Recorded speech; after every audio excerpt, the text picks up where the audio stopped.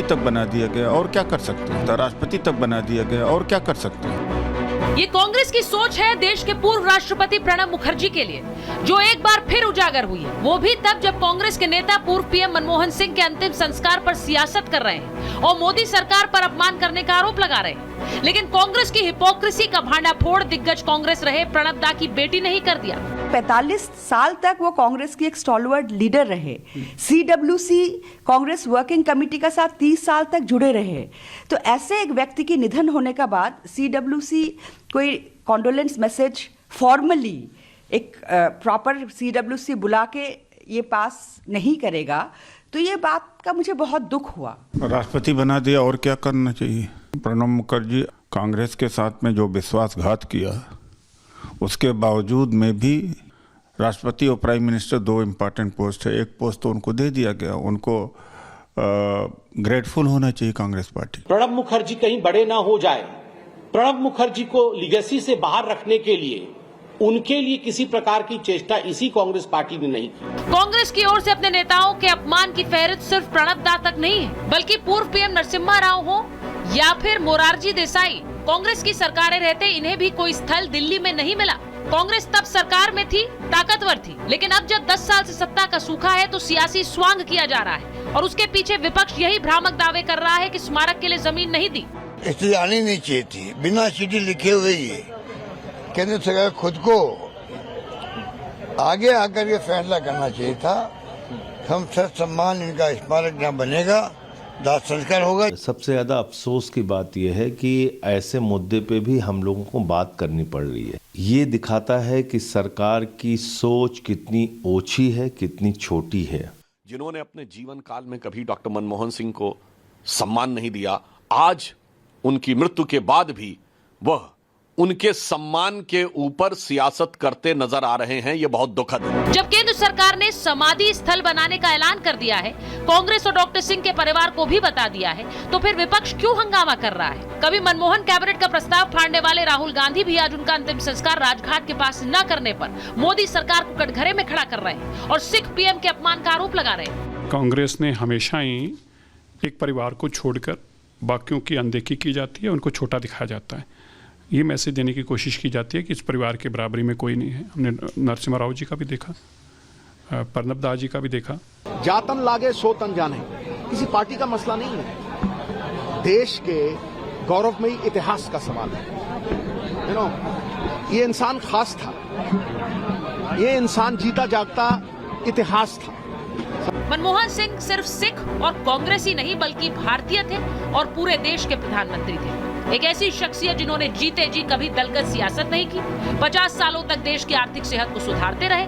उनके निधन और अंतिम सफर पर जाने के दौरान सम्मान बनाम अपमान की राजनीति करना कितना जायज है। जब राष्ट्रपति से लेकर प्रधानमंत्री और पूरा देश मनमोहन सिंह के योगदान को नमन कर रहा है, तो फिर क्यों वोट बैंक के लिए भारत माँ के सपूत को सियासत की भेंट चढ़ाने की साजिश हो रही है।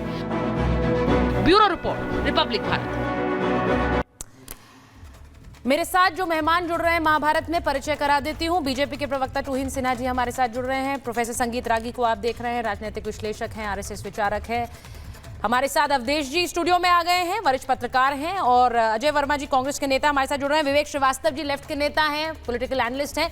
लेकिन मैं शुरुआत सबसे पहले तुहिन जी अगर आपके साथ कर लूं, क्योंकि आपके ऊपर एक तरह से आरोप मढ़ता जा रही है कांग्रेस पार्टी, और कांग्रेस के जो नेता हैं, लीडर ऑफ ऑपोजिशन हैं, वो ये कह रहे हैं कि अंतिम संस्कार आज निगमबोध घाट पर करवाकर वर्तमान सरकार द्वारा इनका सरासर अपमान किया गया है।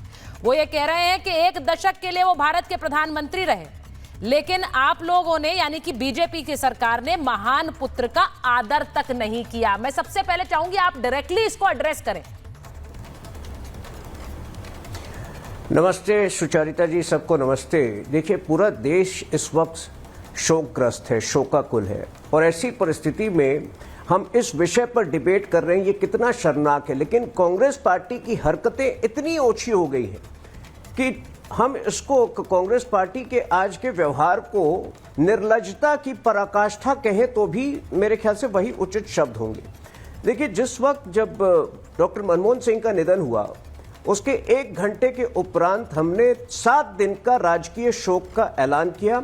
अगले दिन सुबह प्रधानमंत्री मोदी जी ने खुद संदेश दिया देश के नाम, जो अब तक राहुल गांधी नहीं दे पाए। और अमित शाह जी ने, माननीय गृह मंत्री अमित शाह जी ने स्पष्ट किया है कि निश्चित रूप से समाधि के लिए जमीन दी जाएगी, लेकिन इससे पहले एक ट्रस्ट का निर्माण होगा और उस ट्रस्ट को जमीन देकर, तो ये एक प्रोसीजर है, हमने कभी इनकार नहीं किया। और ये सवाल कौन पूछ रही है? वो कांग्रेस पार्टी जिसने नरसिम्हा राव जी के पार्थिव शरीर को कांग्रेस पार्टी तक के दफ्तर तक आने नहीं दिया था। वही नरसिम्हा राव जी जो डॉक्टर मनमोहन सिंह के बॉस थे, जिन्होंने डॉक्टर मनमोहन सिंह को राजनीति में लाने का काम किया था, उस पीवी नरसिम्हा राव जी को आप समझ सकते हैं कि उनके पार्थिव शरीर को वहां तक लाने, और आज तक जो है उनको समाधि नहीं दी गई है। देखिए, कुल मिलाकर पूरी दिल्ली में 245 एकड़ जो है वो लगभग 8 महापुरुषों की समाधियों को दिए गए हैं। उसमें 115 एकड़ मात्र 3 लोगों को दिए गए हैं, जो कि एक परिवार से आते हैं। तो इस परिवार का बार बार देश को भ्रमित करना, बार बार देश को गुमराह करना, और विशेषकर आज जब पूरा देश शोकाकुल है, जब पूरा देश एक लय में जो है मतलब डॉक्टर मनमोहन सिंह को श्रद्धा अर्पित कर रहा है, मेरे ख्याल से इससे ओछा हरकत जो है और कोई नहीं हो सकता। जी, मैंने शुरुआत में एक बात कही है कि कोई भी देश का प्रधानमंत्री, पूर्व प्रधानमंत्री, उसकी और उनके लिए जब देश आज उन्हें श्रद्धांजलि दे रहा है, तो उस समय सियासत की कोई जगह नहीं है, कोई स्थान नहीं है। Vivek ji, I think you agree with me. लेकिन अगर आज ये कहा जाएगा कि आपने उनको जगह नहीं दी दिल्ली में, तो अगर आप एक उंगली उठाएंगे तो 4 तो अपनी तरफ ही उठ जाएंगी। ये सरासर ऐसा लग रहा है मुझे कि मनमोहन सिंह के जाते जाते भी आप उसमें अपने लिए सिंपैथी और अपने लिए वोट बटोरने की कोशिश कर रहे हैं, दिखाने की कोशिश कि नरेंद्र मोदी की सरकार गलत करती है। ऐसा नहीं है, कैसा है? ऐसा नहीं है। पहले तो फैक्चुअली इनकरेक्ट है, एक इनकरेक्ट प्रोपेगेंडा। नेहरू जी के तो दुश्मन ये हैं ही, खैर। अब उसके बाद जो है नरसिम्हा राव के भी खिलाफ बोले। नरसिम्हा राव जी का निधन जब हो गया था तो वो, हाँ नहीं, मैं बीजेपी की बात कर रहा हूँ। जब नरसिम्हा राव जी का निधन हो गया था, फैक्चुअली इनकरेक्ट है। तुहिन भाई, मैं आपको करेक्ट कर देता हूँ। The body was supposed to land up at the Congress office at 10 o'clock, लेकिन वो 7:30 पौने 8 बजे पहुंच गई थी और उस वक्त ऑफिस खुला नहीं था। उसके पहले जहां उनका निधन हुआ, सोनिया गांधी जी ने वहां पे भी श्रद्धांजलि दी थी उनको, जिस अस्पताल में। शायद आपको ये फैक्ट्स मालूम ही नहीं है। जबरदस्ती का प्रोपेगेंडा। फिर आप सरदार पटेल के बारे में आज संबित पात्रा आप ऐसे बात कर रहे हैं जैसे आपने पूरी ऑटोबायोग्राफी लिखी उनकी। विवेक जी, सरदार पटेल, आप ऐसे बात कर रहे हैं जैसे आपने ऑटोबायोग्राफी लिखी। Vivek ji, let me just correct you. आपने कहा कि हमें जानकारी नहीं है। विवेक जी, मैं सिर्फ सवाल पूछ रही हूँ, and it's an open question. उस पर आप भी बोलिए, संगीत रागी जी बोलेंगे। नहीं, एक मिनट। आपने कहा कि उनका पार्थिव शरीर नरसिम्हा राव जी का हैदराबाद ले जाया गया। मुझे सिर्फ ये कहना है, तो आज उनके परिवार के लोग ये क्यों कह रहे हैं कि हमारे श्रद्धे को, हमारे परिवार के बड़े को दिल्ली में जगह नहीं दी गई? ये क्यों कह रहा है उनका परिवार?